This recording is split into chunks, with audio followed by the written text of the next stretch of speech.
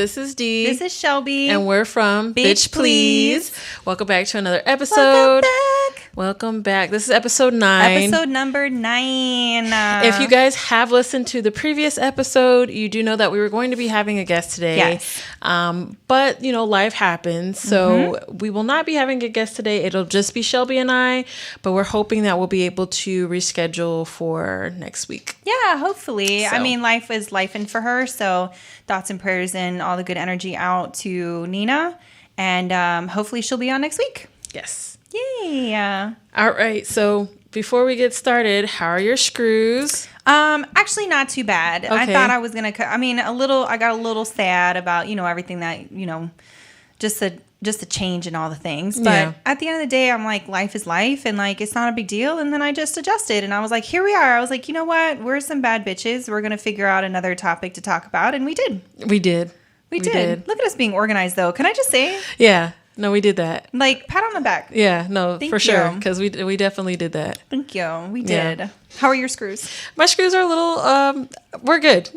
we're okay. Are you? Though? No, my screws are a little bit loose today. Yeah. I had therapy earlier, so it was just a lot of stuff that kind of happened with that whole conversation. Yeah. Which is fine. Like, I needed it, and I really just need to get focused. And I think that's where I'm at right now, is just making sure that I'm focused and doing the things that I need to do to be in a better position, but just in all aspects, financially, with my art, with my job, like in all aspects of it. So that's where my screws are at today. Yeah. Just a lot of self-reflection. That could be overwhelming. It's a little bit overwhelming. I'm not going to lie to you. But I am here and I am ready to go. Yes. Let's do it. Yeah. Ooh. Let's do it. Let's do it. Let's go. I'm ready. Oh, I can't move too much. These chairs are like squeaky. Yeah, they're squeaking a little bit. Mine's not. But can I just say that okay, so I'm not a big fan of recording at the radio station. I'm not going to lie to you. The lighting is way too crazy. And we bring in our own lights because the fluorescent lights here are wild and we look like ghosts when the lights are on. But anyways, I do have to say that I really, really, really like these fucking chairs. My back has such relief right now. Listen. She is having a whole blast. I am like, I could just lean back. I'm not going Don't to because when I lean back, I almost fell out my chair. But it's nice. It's nice. Everything feels supported. Yes. My lumbar is like, yes, bitch. She is living her best life. She's having a whole nap right now. Whole nap, just like. She's like, I have worked too hard today. Yeah, we'll stay here forever. Yes. Like, I love these chairs. No, though. these chairs are perfect. Mm-hmm. These are the best. I actually want to get some of these chairs or a chair to paint in. Yes, I think that would be perfect because you have like this weird little chair that you sit in, right? It's an acrylic chair and it's awful. Yeah. It was just supposed to be for decoration. So yeah. But yeah, I need to get a chair that I can actually comfortably paint in. Absolutely. Because these are nice. And these my are buns feel nice. Yes, I'm very comfortable right now. I am too. This is nice. Happy but day. I'm squeaking away, so I'm going to stop moving. Okay. Okay. So yes. Today's topic we're talking about drug and alcohol abuse and sobriety. Yes. We're going to get into that topic. It may be a little bit heavy. These are your trigger warnings now. If this is something that you're not comfortable hearing or anything like that, please feel free to wait until the next episode. Please, skip the episode, move on. We don't want to upset anybody or trigger anybody if this is something that's triggering for you guys. But we definitely just kind of want to tell our story in that because we both we both have stories that involve drug and alcohol abuse. So we definitely wanted to kind of let y'all know, talk to you guys about it, Share those things. Dive a little deep into our personal lives and put that shit out on YouTube. So more information about us. Ta-da! Here we are. All right. Do you want to get started? Or do you want me to get started? You go ahead and get started. My story's a lot shorter. You go ahead and get started. So how did it start for you? Where did that all start and take place? As far as drinking and stuff? Drinking and then the drug abuse and all of that. Where did that start for you? So the drinking and stuff probably started fairly early in life, but I noticed when I got to college, it really amped up as it typically does for most college students. For sure. And I remember being just taking 4 Locos to the head, 2 of them before we went out. And, back then 4 Locos were not, the formula hadn't been changed yet. No. So for those were very strong. It was crack. Yeah, it was really crack. was. was caffeine and alcohol all up wrapped in one and all sorts of a combination of just nobody should have made anything nobody like should have that. made anything Glad like they that. did because I had a great time. 100%. A lot of nights I don't remember. 100%. But that was my starter drink. That Yes. was, I would do 2 Four Locos and then we would go out and we would do whatever we were going to do after that. So that was kind of where the alcohol like kind of amped up for me, is that I was drinking all the time. Like, and then for me, I was going out during the week, so we didn't really go out during the weekends. So this was in college. This is in college. So the alcohol abuse started in college for you. How did it start? The alcohol abuse started in college. Yeah, I would say because it was like, I had drank when I was younger, but it wasn't really like a thing that often as a kid because I was so young. Yeah. And it wasn't really easy for me to get alcohol, but I was drinking young. Yeah. It wasn't until I got to college that it got really bad because I had access and it was everywhere and all the parties had alcohol, so it was just drinking, and my tolerance was crazy high back then. Yes. So I was just downing everything I could because I could. Yes. You know what I mean? Yes. I would be drunk, but I wouldn't be like that messed up. I mean, there was nights that I was completely trash. Yes. But there was times where I could drink some Everclear because I used to be able to go on base. Yeah. And that Everclear was different than the Everclear that you could buy in the store because it was on base. Mm-hmm. So we would make all of our like sorority drinks, fraternity drinks, like all the drinks would be made with Everclear as like the base. Wow. At least for us. I don't know about everybody else, but that just kind of is what caused me to drink a lot. Yeah. With the drug part of it was more so pills for me. Mm-hmm. When I was in college, that's when I had my first surgeries. Oh, right. So for my HS, which I've mentioned to you guys before, I have HS, hidradenitis. Yeah. We will go into that a whole nother episode. But I started having my first surgeries there, and with those surgeries comes prescribed medication. Yes. And for a little bit there, it was hard because I know my parents were concerned that I would become addicted to pain medication because I was getting it so often. Yeah. Yeah. Like I want to say I had 3 or 4 surgeries while I was in college. Maybe more than that. And each time it was like bottles and bottles of Vicodin and Percocet and this and that. Damn. And they really dished that shit out too. Like it was nothing. They would just give it to you and they'd be like, oh, do you need more? And you'd be like, I mean, I'll take it. I'm not going to say no. I'm not going to say no. Yeah. And so that was what started that whole thing. Yeah. And then it started to become, well, I've been taking these pain pills for such a long time that now my tolerance for them has gone up. Yeah. So then I started mixing them with alcohol. Oh, wow. So it was me and pills and alcohol. And that's just kind of how I was living for a while because it was the condition that I have is still very, very severe still. Yeah. Super painful, very hard to function. I can imagine.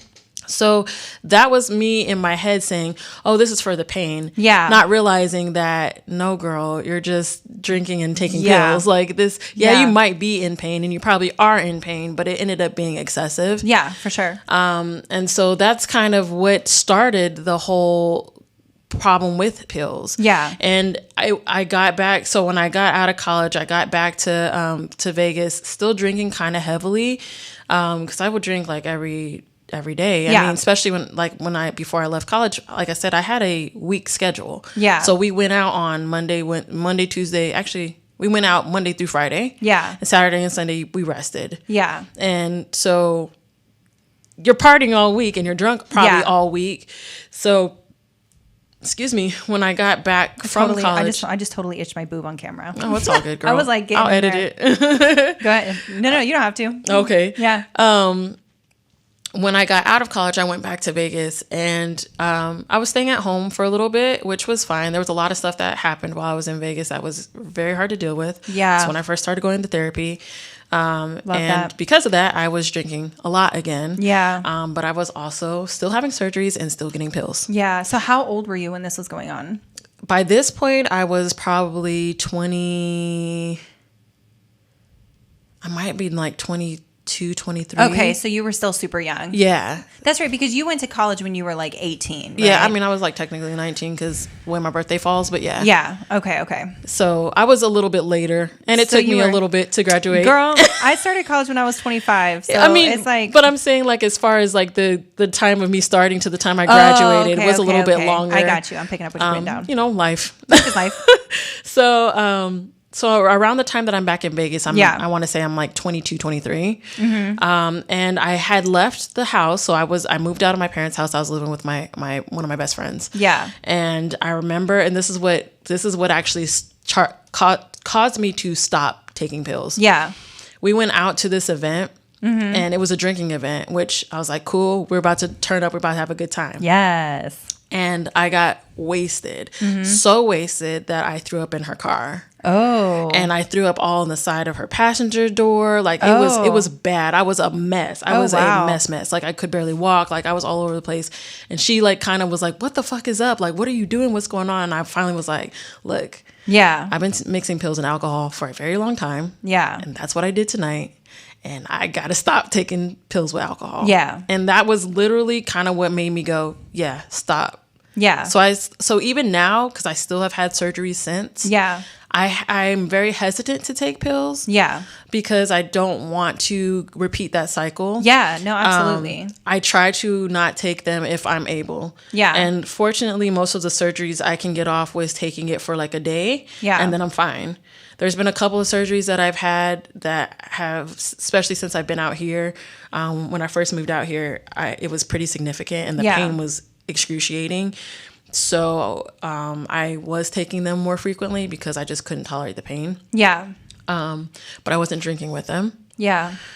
And then with my most recent surgery, I just kind of was like, I'm going to take maybe one and see how it goes. And then I was doing the Tylenol, ibuprofen method. Combo, just to try to do it that way. But I also just wanted to stop taking them because you know how everything works. Yeah. Everything's filtered through your body in some organ. Yes. And I was just like, I am killing my organs. Like, it's bad. So I was like, let me stop just doing that. And that's kind of what got me to stop taking the pills altogether. Okay. I still drink. Yeah. I don't drink in excess like I used to. Yeah. There has been nights that I have gotten hammered, but not like I would have. Yeah. As, you know. Like a regular schmegular person would. Yeah. Though. Yeah. But I know, like, I don't want to say I didn't know back then, but I am very conscious to make sure that I'm not taking pills anymore. Yeah. Things like that because of just how bad it was. Yeah.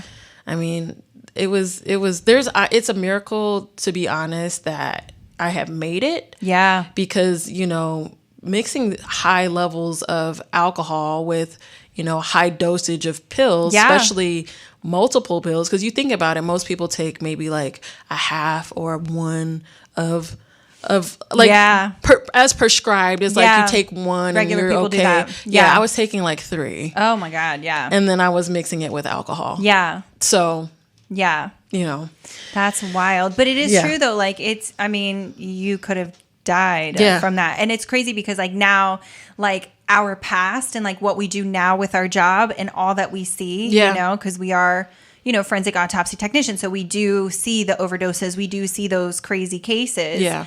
And to see that and be like, that could have been me. Absolutely. Is mind-blowing to me some days. It is, because I just think about it, like you see, like you said, you get these reports and you're like, damn, they were on pills. Yeah. Like, that's crazy. Yeah. And it just makes me think about, you know, it's actually kind of funny because I watched that docu-series, the pill one, the one with the Oxycontin.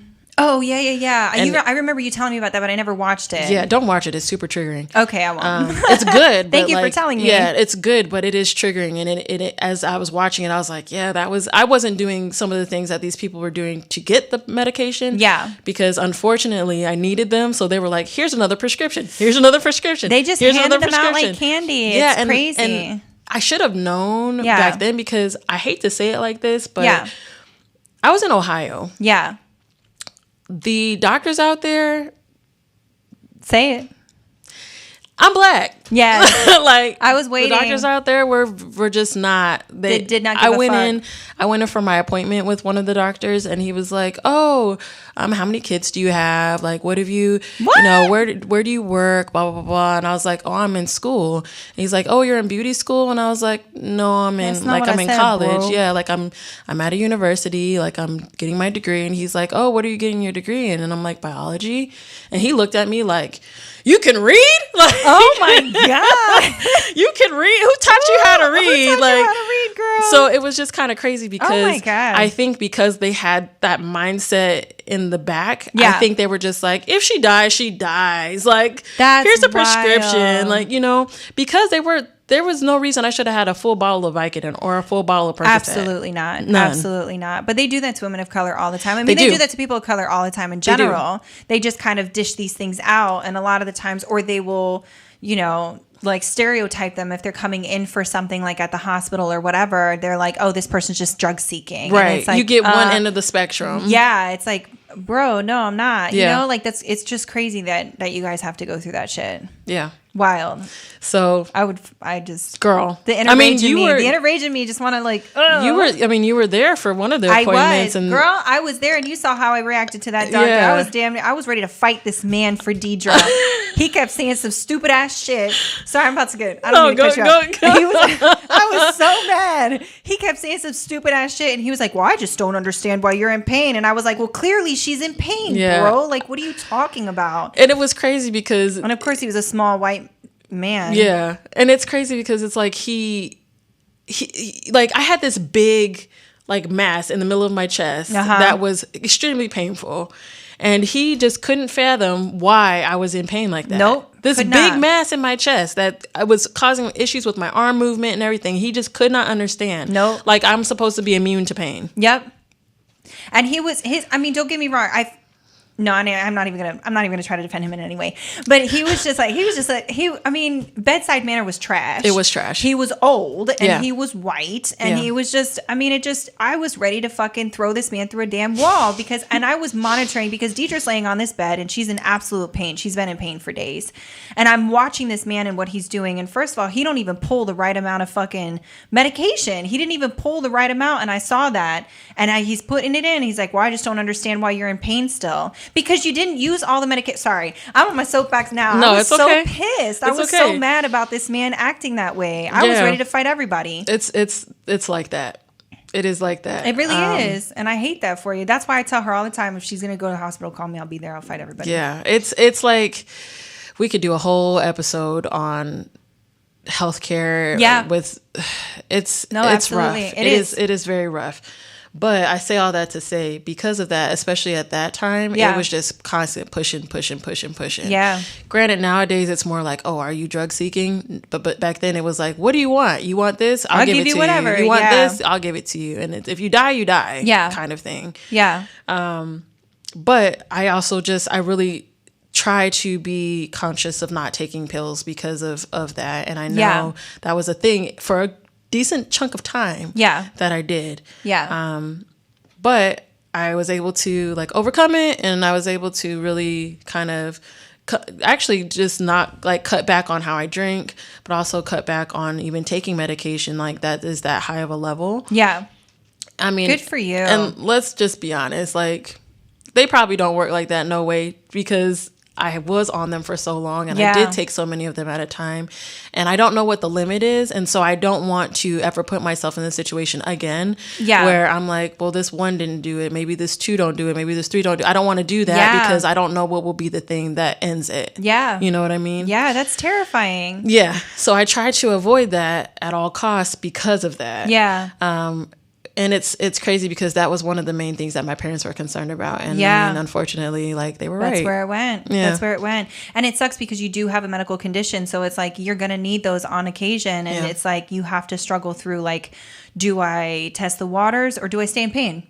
And it's just like, that sucks. Yeah. I hate that for you. Yeah. I hate that for anybody who has to go through it. Yeah. You know, I've known people who have like crazy back problems and stuff like that. And then they are on these pills. And the next thing you know, they're on a whole fentanyl patch. Yeah. And they have a patch that they have to continuously change on a daily basis. Right. And it's just like for back pain. Yeah. And I'm like, oh my God, I couldn't imagine just having to, like, you're running this through your body all the time. Mm-hmm. And then they have to continuously up the dose because it just doesn't work. And these are a lot of older people too. Yeah. It's just sad. It is really sad. I'm just grateful that it didn't get to the point for me where I was like, okay, this isn't cutting it. Let me try meth. Yeah. Because that is a common thing where people are on pain. Thing. Yeah, people are on pain medication and they just go to some wild ass drug. Yep. That was never my story because I unfortunately kept getting the pain medication. Yeah.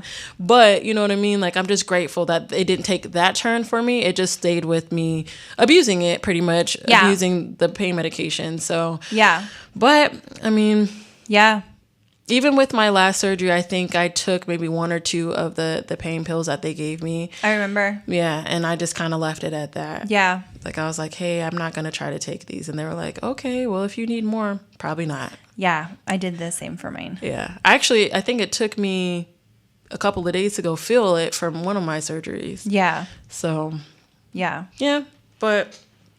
That's my story. That's wild, though. I'm proud of you for being able to do that because not a lot of people can actually just put the pills down. Yeah. So I'm one of those people that could just not put the shit down. I get it. Like, I actually get it because had it not... you know what I think it was for me? I was so embarrassed by how fucked up I was that night. Yeah. And how I destroyed her property. Yeah. You know, because it's her car. And how she had to get it clean and all this stuff. I think I was so embarrassed and I just felt so bad about it. Yeah. That I was like, I cannot have anybody in that situation ever again. And I think that was what did it for me. Because I was just like, this is insane. Like, you should never thankfully I wasn't driving or anything like that. But it's just like, I should never be in that position. I should never put anybody in that position. Yeah. That's not cute. That's not fun. I didn't even have a good time because I was throwing my life up. Yeah. You know what I mean? Yeah. So, no, I get it. That's literally all it was for me. Embarrassment. Listen, it's there's always some line for people that, and I say for some people because I'm not one of those. I did a lot of embarrassing shit, and the way I coped with it was by doing more drugs and alcohol. But there's a lot of people that I know that had problems, had an embarrassing moment, and was like, I'm never touching this again. And it just floors me that people can do that because that's not how it was for me in any way. I kind of had hoped that I would get that for everything. Yeah. But I can't even lie and say that there hasn't been nights that I have been drunk and like did something stupid and been like, wow, that's embarrassing. Yeah. Like even years after. Yeah. I mean, a couple of New Years ago, I was projectile vomiting. Listen. At the bar I was at. Listen. But the thing is I feel like alcohol is so... like socially accepted, you know what I mean? So like doing something like that on occasion is like people are like, oh, she just got a little lit, you know, that's not a big deal. Yeah. But yeah, no, I get it. Yeah. I get it. So, because I know your story is an interesting one. My story is crazy. Let's hear it. Well, I started doing drugs when I was 12. I started drinking and doing drugs when I was 12. I started actually just kind of, you know, smoking and stuff like that. And I started smoking cigarettes during that time too. But I had a very emotionally and mentally and physically rough childhood. So prior to doing drugs, I was a runner. So I ran miles on miles on miles on miles. Like I needed an escape. It was what I was trying to do and what I was trying to get at. So I started doing drugs when I was 12 and I met somebody and, you know, it was middle school love and she also did drugs. And so I was like, cool, I've never done that before. Started smoking and then realized I was too paranoid. And then it completely spiraled. And I started drinking too because both of my parents were heavy drinkers. So I started drinking and I started sneaking booze from my parents' house and stuff like that. And like, you know, just drinking on the down low. And when they would be drinking, because they drank all the time. And when they would be drinking, I would be drinking. And I'm fucking 12, 13 years old, yeah. right? So then I started, I think around maybe 13 or 14, I got with a, you know, group of friends who also were like-minded and wanted to do the same shit and party. Got into heavier drugs. It's crazy because like people were like, wow, you were so young doing drugs. And I was like, it was easier to get drugs than it was to get alcohol at that age. I was one of those kids that would stand at the gas station, the Hey Mister kids, like, hey Mister, can you buy me this? Hey Mister, can you get me this? You know? But yeah, I would go out and I would do a lot of heavy drugs. And I did that all throughout middle school, and high school got even worse. I actually started to have seizures at one point. And I'm not sure, because it was never like really determined, because I didn't go to a doctor for it. But I mean, I did, and they said I had epilepsy and all this other stuff, and they put me on a bunch of medication. But I was on that medication on top of doing drugs and drinking a lot of alcohol. So I was having all these seizures and all this stuff going on. And that kind of continued on until I stopped drinking and doing drugs. When I did heavy drugs, I mean, I did everything. I tried all of the things. I wanted anything that you put in front of me, I did. Snorted, smoked, ate, parachuted. And if you don't know what that is, you're more than welcome to look it up, because I'm not going to describe it on here. That's probably smart. I did all sorts of shit just because I wanted something in my body, because I could not escape my reality, what my life was and what I was going through. And I did that for years. I did that for absolute years. I can't really remember a lot of my childhood, because I was so high and fucked up all the time. I was doing drugs at school, and I was skipping school. I mean, I was in freshman year, and I would literally go out. I would sit outside, because there was like, where I went to was Boone High School. And if anybody went to Boone High School, I was supposed to graduate in 2010. So if you went during that time, then you probably knew who I was. Very sorry. But so sorry. I'm a different person today. Come meet me. But yeah, so I went to Boone High School, and there was this tree that would all the, druggies and all the people who smoked cigarettes would go and smoke cigarettes there before school, because they didn't have on-campus smoking anymore. And I used to go there in the morning, and I used to snort lines before class. Whatever anybody had, pills, cocaine, anything. I was snorting line, and how old are you when you're in ninth grade? You're like 14, 15, and I'm out doing lines like I was a junkie, and essentially, I was becoming that. Yeah. And I would skip class, and I'd go to the bathroom, and I'd do drugs, and I would do all this stuff. I always liked uppers, because I wanted to keep going while I was drinking. That was the whole purpose. Mm-hmm. I wanted to stay up and keep going. Like, I wanted to be present, but I also didn't want to feel anything. Mm-hmm. So I didn't like downers a lot. So a lot of the hard downers that I took, I just was like, I got super lucky that I didn't get hooked on it.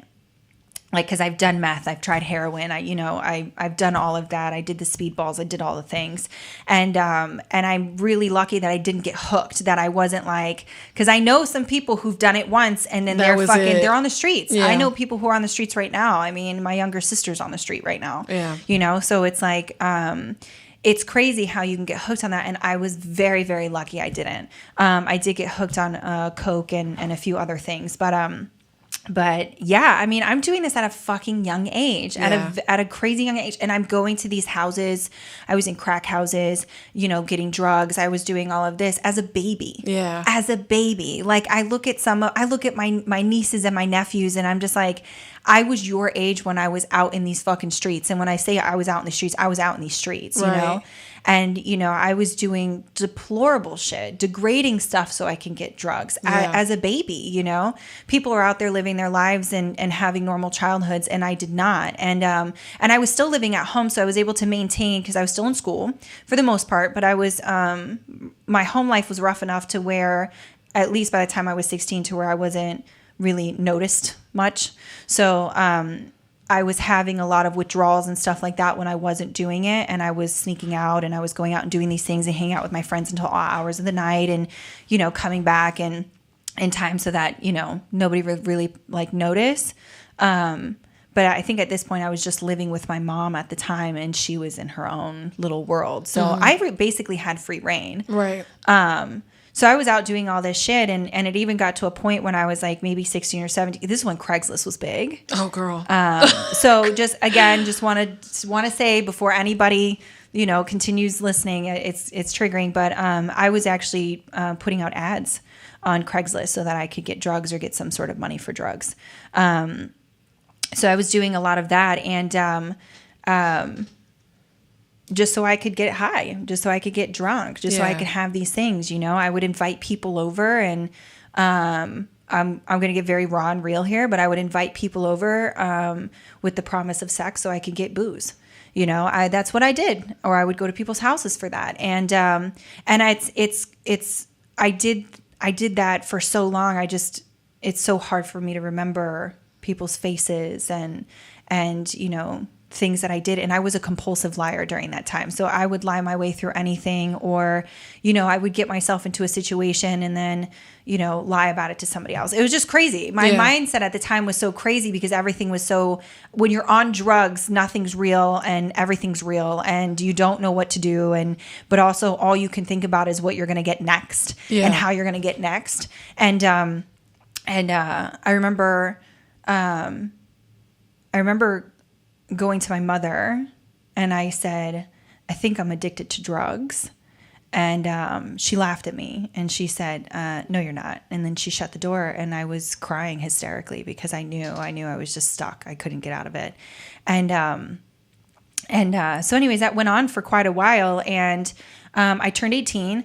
I met, you know, lesbians. I met a woman and I ended up moving within like 2 months to go live with her in Savannah, Georgia. And we were living there.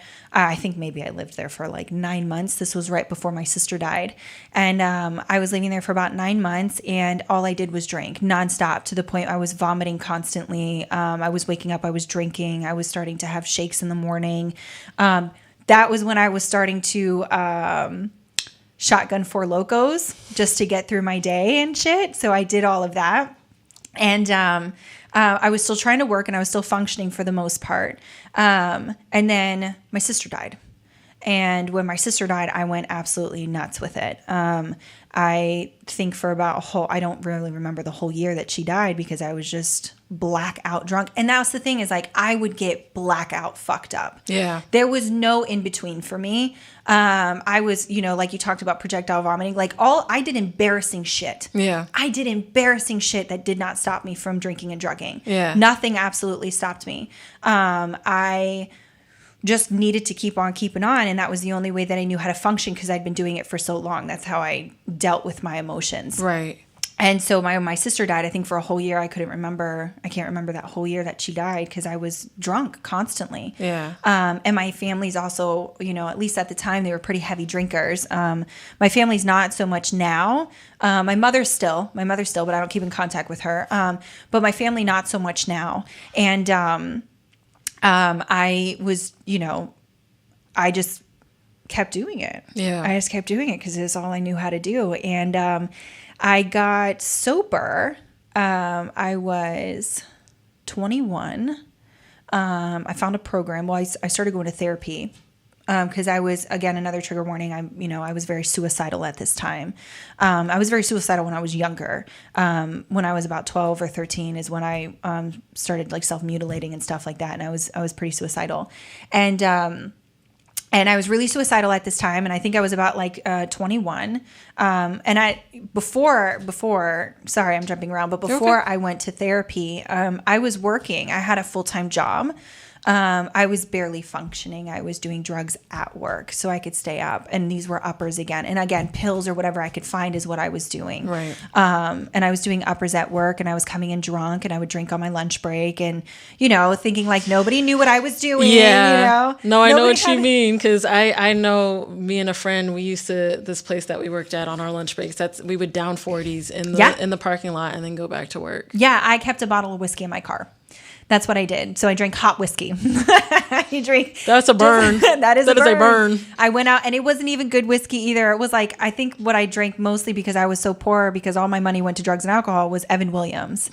So it was Uncle Evan.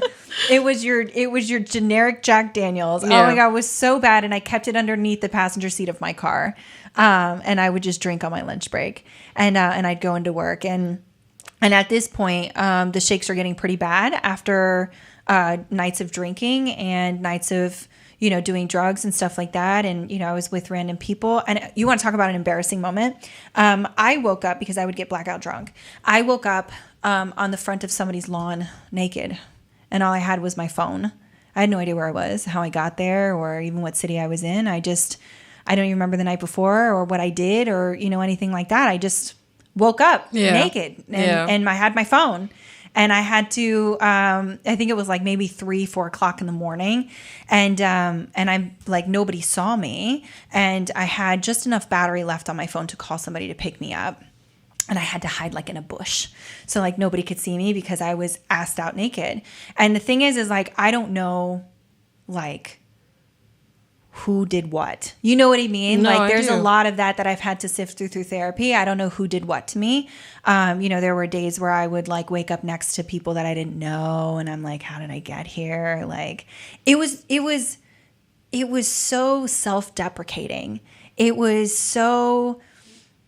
just brought me down to a level that I had no idea existed. Yeah. And anyway, so I was doing that while I was working, and I went to therapy, and my therapist at the time was sober, and he told me about, a place I could go to try to help get me sober or whatever. And so I went. I did not detox on my own. I didn't go to detox. I detoxed on my own, which is absolutely dangerous, especially from alcohol.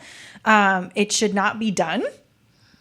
So I detoxed on my own. Took me probably about a good 3 days to be able to detox from everything that I was doing. But as I was doing that, I was still going into the program that I was in. It was like I don't want to say outpatient, but I also am not going to mention what it is. So it's, it was a good program. And I started doing that, and it was hard. It was hard as fuck because for 10 years of my life, I did not live in reality and what was the real world. I lived in a drug-induced and alcoholic coma. Right. So I was feeling emotions I'd never felt before, and intense, rageful, sorrowful emotions. I mean, there were days where I felt like I was going to pull my hair out. Like it was insane. It was insane to go through. And I did this, and I had people help me get through it. And it was tough. I relapsed a couple times. I'll never forget the day I relapsed, and this was the last day I drank. So my last day of drinking was December 15th, 2013. So that was the last day I drank.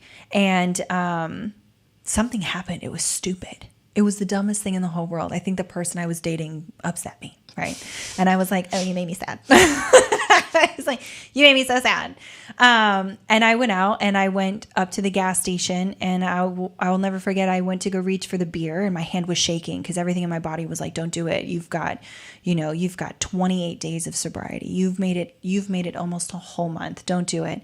And I did it, and I went on a binge for 3 days. Oh, geez. 3 days. I was binging, and I was just out drinking. And then the last day that I drank was December 15th. So it was wild. Yeah. It was a wild ride. So coming out of that and having to actually have like a real life and become an adult, because I'd been an adult, to the outside world, I was an adult. Right.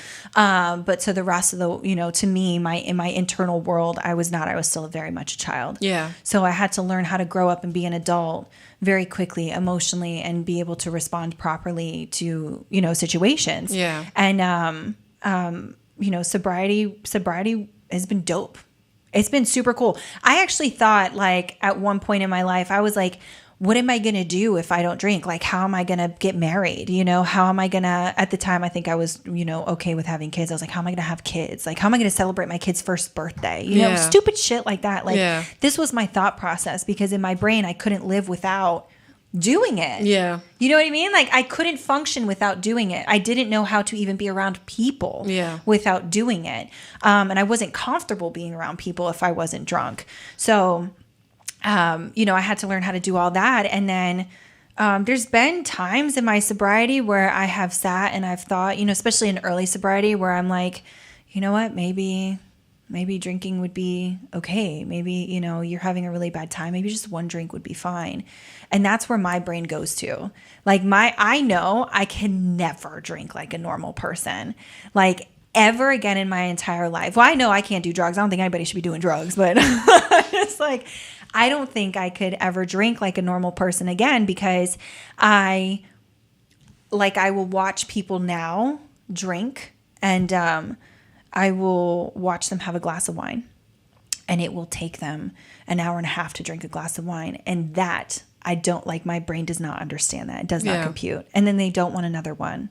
I don't understand that. You don't know like the limit? I don't know. Yeah. I don't know the limit. And my brain does not compute that in any way, shape, or form. Yeah. So like for me, I'm like, you don't want the rest of it? Or they'll leave it. To see somebody leave a drink, I'm like, girl, that still gets me. But I will say this. I used to be the girl that was like, we do not let alcohol go to waste. So I'm grabbing cups. I'm grabbing whatever. Because I'm like, we're not wasting this. Yeah. We're not wasting this. Nowadays, if I see somebody leave a drink, I'm like, you got it. Yeah. I'm not picking it up. For one, I don't know you. Exactly.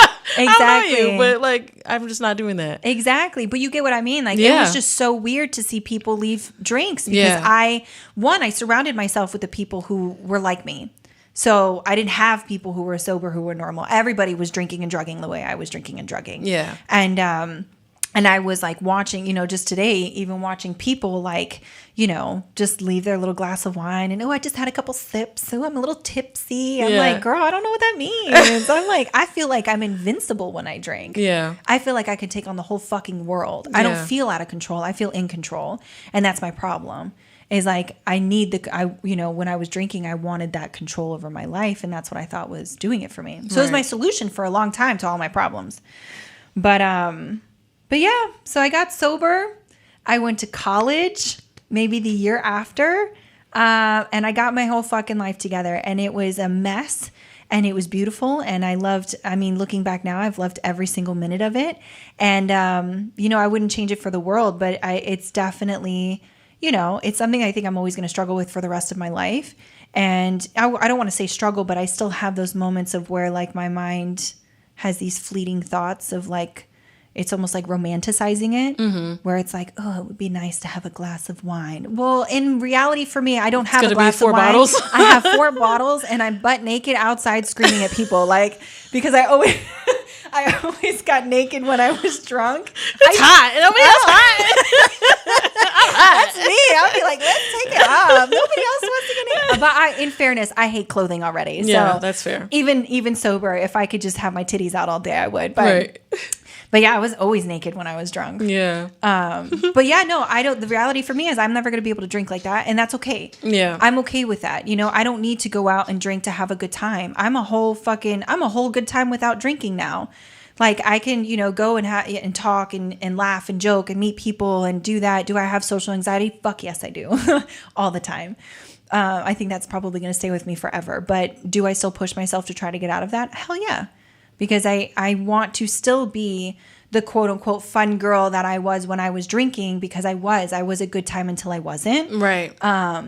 But I still try to exude like, hey, you can still go out, you can have fun. You can go to bars, you can listen to music without needing to have a drink. Mm-hmm. You can just be present. And you see me when we having go out. the best of time out there, just dancing your life away. Yes. I'd be like, go ahead, girl, you better do your thing. I know. And I have my little mocktail. Yeah, I get my little club soda with lime. You're like, I want a mocktail. Can I get a little club soda with lime, please? Like that's my drink to go to every single time. And it's been a whole journey. I've lived a whole life. I am only 32 years old, and I feel like I've lived the life of, somebody 10 times that.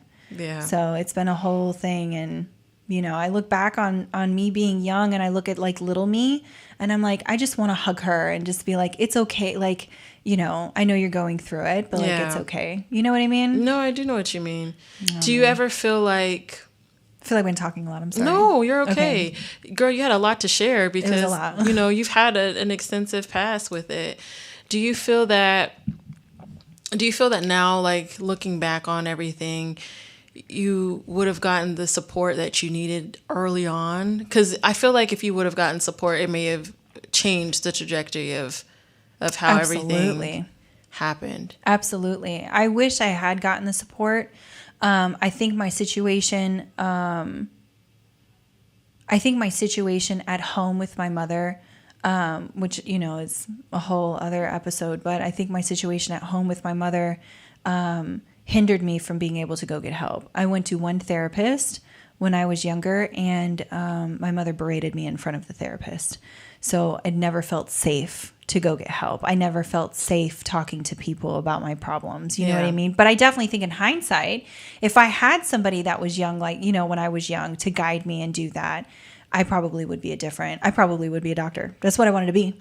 I probably would be a doctor right now. Yeah. You know what I mean? No, I get it. But it's crazy. Like, I mean, I don't know if you've experienced this, but nobody in my life asked me if I was okay.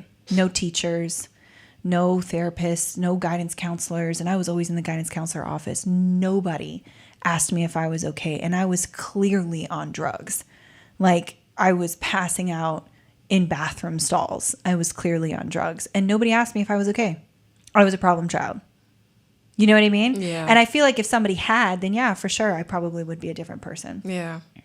But you know what? I'll say, like, I appreciate where you're at. Like, I know I didn't know you all those years ago, but like the person that I've known, I'm like, man, you're amazing. Thank you. You're welcome. And you've come through overcome a lot, and Thanks, you should be very proud of yourself. Thanks, girl. You really should. I am. For a long time I wasn't, but yeah, I am. I'm pretty proud. I could be dead. You could be. I could 100% be dead. I could have been murdered.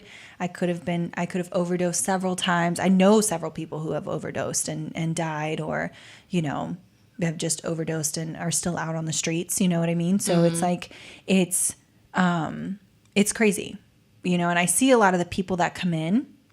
I think what hits me hardest when I'm at work is seeing like the younger population come in who are on drugs. And that hits me a little hard, because I'm like, hey, that could have been me on so many levels. Like, that could have been me, you know. And it's wild to think, like, I'm alive today. Like, I have made it into my 30s. I didn't think I had the mentality like I was gonna die before I hit even 21. Yeah, I knew it. I was just in my head, I was like, I'm just gonna die. I don't. It is what it is. Yeah. YOLO.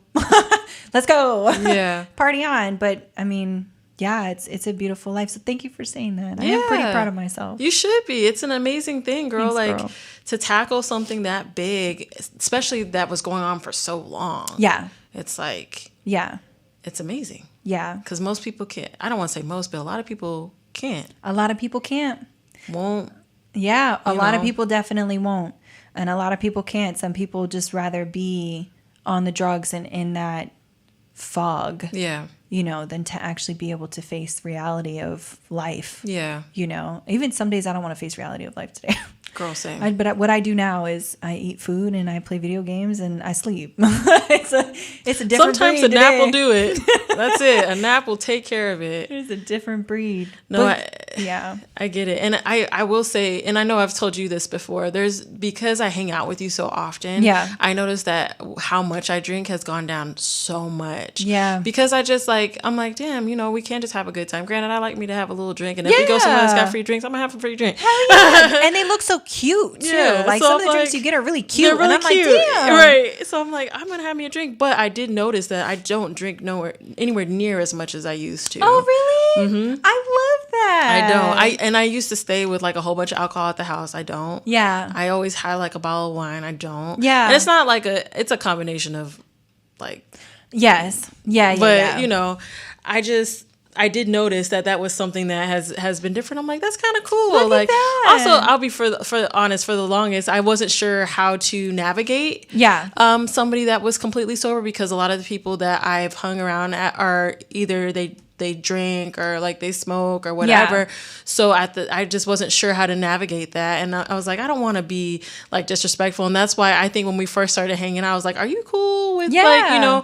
So I think that was one of the things initially, but now I'm just like, I don't really care to. Yeah. It's expensive. It is, girl. I will drink. Expensive. I will have me a drink, but I'm not doing, you know, the most anymore. Yeah. I'm trying not to. Yeah. There might be days, but you know. Yeah. So. Hey, listen, but you can do that. You can go out and have a couple drinks. You can go have a good time or whatever, you know, but I think it's dope that I kind of rubbed off on you like that. Yeah. Like, that's really cool. Yeah. That's really dope. I didn't know I had that effect on people. Mm-hmm. That's really cool. I'm sorry. That's going to make me cry a little bit. Oh, don't you start. Don't you start. You're going to make me cry. Yeah. I think it's great that we have both, been able to get to a point of finding the happy medium. Yeah, for sure. For each, like what works for each of us. Yeah. And granted, like my pill abuse was nowhere near, all the things that you had gone through, but it's still something that affected. And I'm glad that, that was able to be like cut off when it was. And I'm glad that you were able to get your stuff cut off when it was, so that we could get to the positions that we're in. I know we're not the happiest with everything every day. Yeah. But, our lives could have been very much different or non-existent at the way we were going. Yeah, girl. Sometimes when I'm really in a fucking shitty headspace, I remind myself like, hey, you're not on drugs and you're not on the streets anymore. Because at one point I was on the streets for a little bit. And I don't want to say like for months on end, but like for probably like a few days I was, out just kind of sleeping on a park bench. So it was, I could be that place and I'm not. Yeah. And in hindsight, even if I'm upset or, frustrated by something, or my life could be, I'm like, oh, why am I not where I'm supposed to be? I'm like, but hey, girl, you're not in a crack house. You know what I mean? Like, hey, girl, you're not naked in somebody's lawn. Like, you just got to look around your house and be hey, like, girl, hit a light switch, open up a fridge and be like, damn. I have a whole new couch that I can nap on. You know what I mean? Comfy ass couch, I know, too. Right? Everybody falls asleep on my couch. That couch is comfortable. Everybody falls asleep on my couch. But yeah, I mean, it just in hindsight, it's cool to be able to see that. Look at us come a long way. And I feel like everybody's situation is just as hard as mine was. It's just you didn't get to where I got to, but you were still on drugs. You know what I mean? Yeah, no, I get that. And I definitely drugs, girl. No, like, drugs are drugs, and honestly, like, I'm grateful that I never got to the point of like, because I always hear the stories about people crushing up their pills and snorting their pills, or like injecting their pills or things like that. And I'm just like, I was just drinking and taking them, a lot of them. Yeah. I'm grateful for that. It kind of sucks that I got there. Yeah. And it really sucks about how I got there. Yeah. But I know that's the story for a lot of people. Yeah. Especially if you have any type of medical, well, back then, now they're really kind of more strict on how they, write out pain medication, like narcotic pain medication. But I mean, it's unfortunate that it gets to that point. And I always feel bad for the people that have taken any amounts of pills and just went straight to something different. Yeah. And are now trying to cope with that because they weren't able to continue to get them. Oh, absolutely. It's really unfortunate, and it's really scary, but it's like legally these doctors can prescribe these meds. They can. And they can prescribe them as, maybe not now, but at the time, you can prescribe them as often and as much as it seemed to be fit. Yeah. And it just, I wish, looking back, that they would have had a better hold, kind of like they have now, on how much they give you. Because now you'll go in for a surgery and they're like, take two of these, 2 times a day, and they give you 6 pills. Yeah. And you're like, I don't know what I'm supposed to do. Yeah. Yeah. But thank you. Yeah. So I wish they kind of, looking back, would have been a little bit more strict on it. Yeah. Yeah, people could say self-control and things like that, but when you're in pain and you're just trying to numb shit, you're going to find a way to do it. Yeah. So absolutely. And it's just like, that's the thing, is like, oh, people will tell me like, you have such a strong will. No, I don't. I had to work on being able to change, that. And those cravings still come back sometimes, few and far in between. Right. And I have tools that I put in place to be able to maintain them. But it's just like, no, it's not some sort of strong will, especially when you're in pain, like physical pain, and you have that, And I, mentioning the pills, like I went into the doctor's office a few times because I used to have chronic UTIs due to stupid shit, but I used to have chronic UTIs, and I would always get hydrocodone. Yeah. I would always get oxy. I would always get something. I was always getting some sort of hard drug when all I needed was a goddamn ibuprofen. Like, that's it. Give me an ibuprofen 800 and I should be okay. Yeah. Yeah. They were just like, here's some hydrocodone. Take it with this, whatever. Mm-hmm. I got Percocets like no problem. Same. So it was just crazy. And yes, I did snort those. Yeah, I was never like, did. All the time. I never snorted anything because I was like, yeah, no. But I remember having morphine pills, which I don't ever do with morphine because morphine doesn't work for me. No, it didn't last long for me either. But even when they used to inject it, like when I would go to the hospital and they would try to do it, I would feel it go in and it would hit for like a second and then it was gone. And I was like, hey, can you give me something else? And they would look at me crazy, but I'm like, y'all don't understand that I built up this tolerance of pain medication. Yeah. And now I need something that's harder, that's not going to kill me. Yeah. But also to keep me from screaming and bawling my eyes out. Yeah. You know? No, I get it. But I get it. It's just crazy. Yeah, I'll go in and I'll, like, when I went for my surgery, I told them, I said, I don't want to take any pain medicine. They're like, you're going to have to. And I said, the fuck I am. I'm not, I just don't. I took one Percocet, and at the time, my ex-husband, I had him hide the pills because I was so afraid. Yeah. Like, one was going to trigger, you know, and a reaction where I wanted more. Yeah. I took it. I loved it. It was like, I can never do this again. Like, I can't do it. I'm going to have to just suffer with the pain, which I did. Yeah. I suffered with it and just took ibuprofen, and, you know, I have a high pain tolerance, so it wasn't too terrible. But yeah. And one of the things that I always thought was so weird, and this is before I really started like just taking them with the alcohol and stuff like that. Yeah.